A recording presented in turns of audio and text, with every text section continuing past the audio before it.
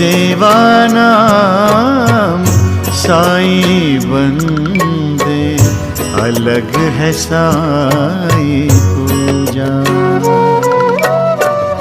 हर जीवों में साईं बसा है, हर जीवों में साईं बसा है, कोई न लागे दूजा।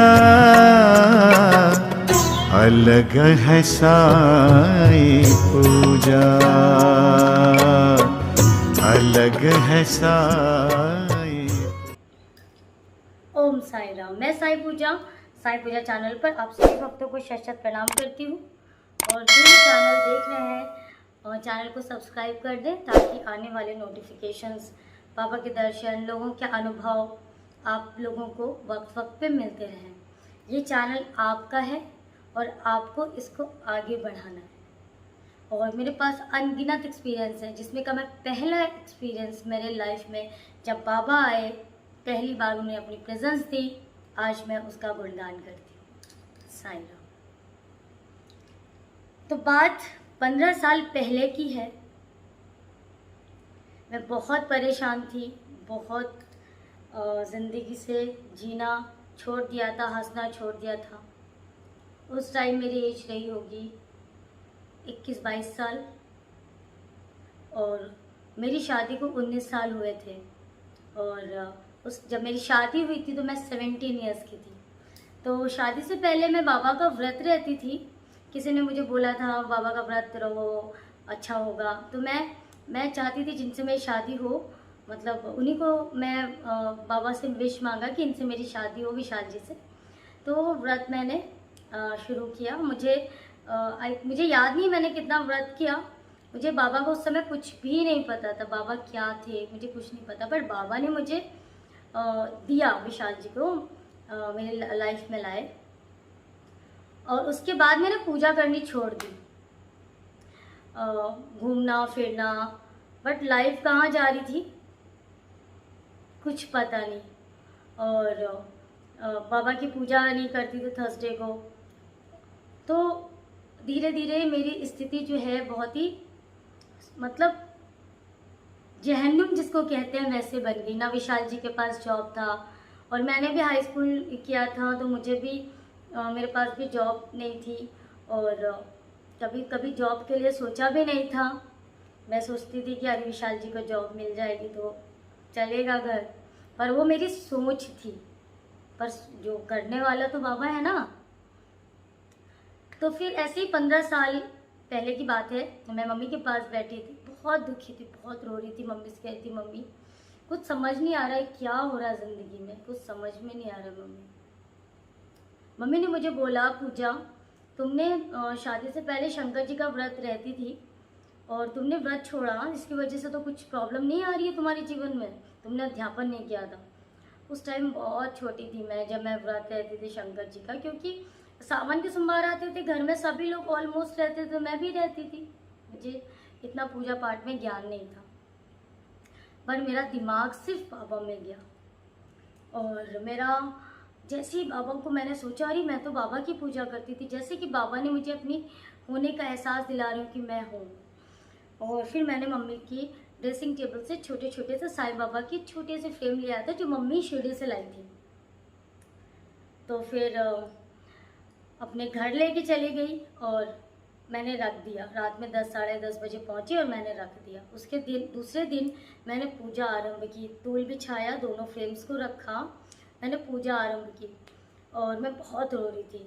फिर डेली सुबह शाम बत्ती कर रही थी, अगरबत्ती जला रही थी। फिर तीसरे दिन घर में कोई नहीं था और मुझे बाबा से सारी बातें कहनी थी, और मैं चुपचाप सेटर बंद किया और बाबा से प्रार्थना करने लगी और आंसू बह रहे थे और मैं घंटी बजा रही थी और बाबा को देख रही थी। मेरा जीवन में कोई नहीं है, मैं कैसे आगे जीवन को जीऊँ, मेरी ज़िंदगी कैसे चलेगी बाबा, बाबा मुझे संवार लो बाबा, मेरा क्या होगा बाबा।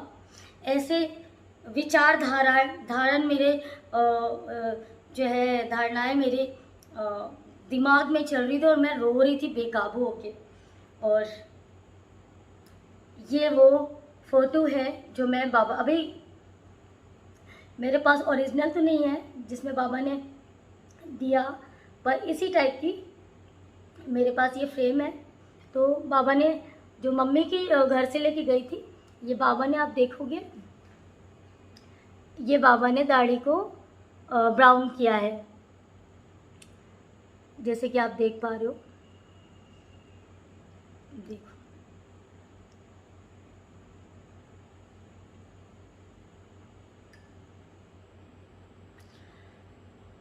और उसके बाद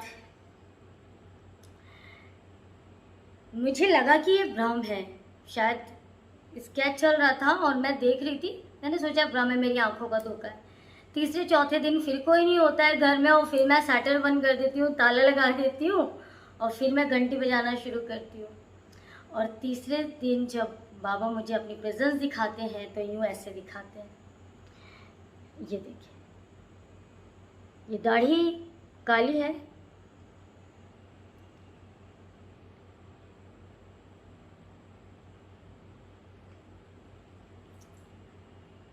तो बाबा ने मुझे प्रेजेंस दिखाया। पहले तो ये दाढ़ी ब्राउन की यहाँ पर स्केच चल रहा था, और जब तीसरे दिन ये दाढ़ी अपने आप ब्लैक हो रही थी और मैं देख रही थी बाबा की फ्रेम को, जो इसी तरह का था। अभी तो सारे फ्रेम्स में, इस तरह के फ्रेम्स में जितने भी बाबा के साफे चेंज हो जाते हैं, पर दाढ़ी ब्राउन और इस तरह से ब्लैक रहती है। तो बाबा ने मुझे अपनी प्रेजेंस का एहसास दिला, और पहला अनुभव मेरा यही था कि मेरे सामने प्रत्यक्ष बाबा की ये दाढ़ी चेंज हो रही थी, कलर चेंज हो रहा था, और ये दाढ़ी तीसरे दिन चेंज हुई। इसका मतलब था कि मैं तुम्हें देख रहा हूँ, तुम्हें सुन रहा हूँ, तुम दुखी मत हो, मैं तो हूँ। तो जो बाबा के शरण में जाता है बाबा, और जो बाबा को दिल दिमाग से, जहन से, अपनी आत्मा में बैठा लेता है, बाबा उसके होके रह जाते हैं। तो ये मेरा प्रत्यक्ष, जो मैंने अपने आँखों से देखा, ये मिरेकल है। और जो मैंने डॉक्टर रविनाथ काकड़िया जी दिल्ली में भी अपने एक्सपीरियंस भेजे थे, और तो उन्होंने मुझे ढेर सारी बुक्स और बाबा की बहुत सारे आशीर्वाद दिए थे मुझे। तो उन्होंने भी बोला था कि ये बाबा का प्रेजेंस बहुत अनोखा है पूजा तुम्हारे लिए। और आज मेरे पास अनगिनत एक्सपीरियंस है, अनगिनत। अगर मैं बैठने लगूँ तो एक किताब छप जाए। बाबा ने मुझे अपनी प्रेजेंस का एहसास दिलाया, बाबा ने बोला मैं हूँ। और आज का दिन, 15 साल पहले का दिन और आज का दिन, मैं परेशान नहीं हुई। अगर परेशानियाँ आई हैं तो बाबा ने ऐसे ऐसे ऐसे चुटकी बजा के गायब कर दी। जो साईं की शरण में जाता है, जो सच्चे मन से बाबा को अपना समर्पण कर देता है कि बाबा तुम्हारे छत्र छाया में आ गए बाबा, अब आप जानो कैसे क्या होगा बाबा, तो स्वयं साईं बाबा आते हैं और अपनी प्रेजेंस दिखाते हैं कि मैं हूँ। अनगिनत, ये मेरा पहला एक्सपीरियंस था जो बाबा ने मुझे इस फोटो के ज़रिए दिया। ये फ़ोटो को ब्राउन करना उनकी दाढ़ी और ये ब्लैक करना, ये मेरे सामने हुआ। आई एम वेरी प्राउड कि बाबा मुझे इतना चाहते हैं और इतना अच्छा फील कराते हैं। मैं सारे भक्तों से अनुरोध करूंगी जो बाबा से नए नए जुड़े हैं, बाबा को माने, बाबा को जाने। बहुत अच्छे हैं, बहुत अच्छे। वो अगर कुछ बुरा करते हैं तो उसके पीछे कोई रीज़न होता है और वो बहुत अच्छा करते हैं। लोगों ने मेरे पीठ में छुरा भोंका, बहुत सारी बुराइयाँ, बहुत सारे चीज़ें की, पर मेरे ऊपर कोई असर नहीं। मैं आज भी आपके समक्ष हूँ। बाबा के सामने जब आप खड़े होते हो और आपकी पीठ में कोई छुरा भोंकता है तो बाबा देख रहे होते हैं आपके पीछे कौन खड़ा है, क्योंकि आप तो बाबा के सामने होते हो और आपके पीछे कौन आपको भला बुरा या आपको घायल करने के फिराक में है या आपकी पीठ में छुरी भोंकता है, बाबा देखते हैं और उसको दंड देते हैं।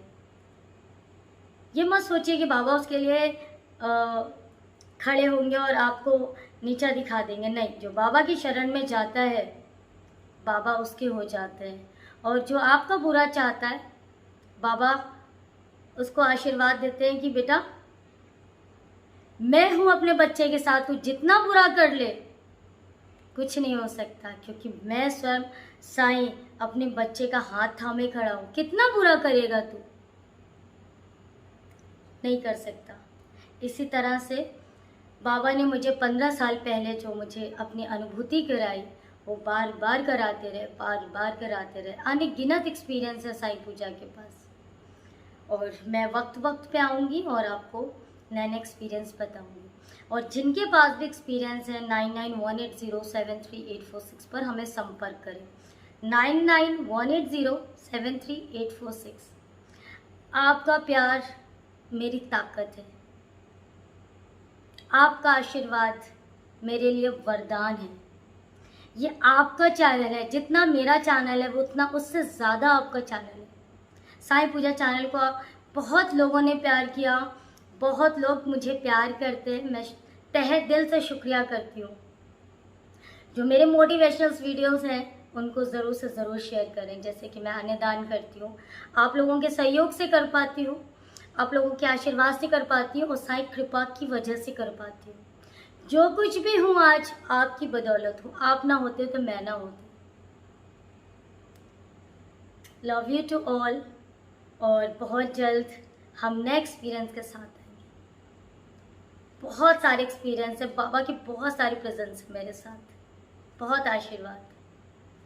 लव यू बाबा। बाबा मेरे सामने बैठे हुए हैं, और आज साईं पूजा आपसे ये प्रॉमिस करती है कि आप लोगों को जो चीज़ आप लोग चाहते हो मुझसे, आप मुझे कमेंट करो, मैसेज करो, पूजा दीदी इस तरह से एपिसोड करिए, आप मुझे ये जानना है, मैं ज़रूर बताऊंगी।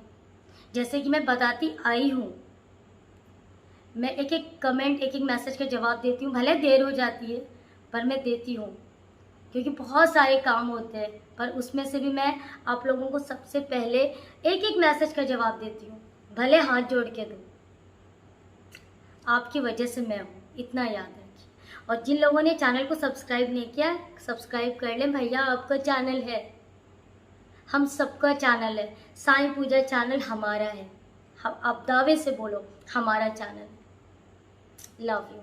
ओम साई राम। जय साईं।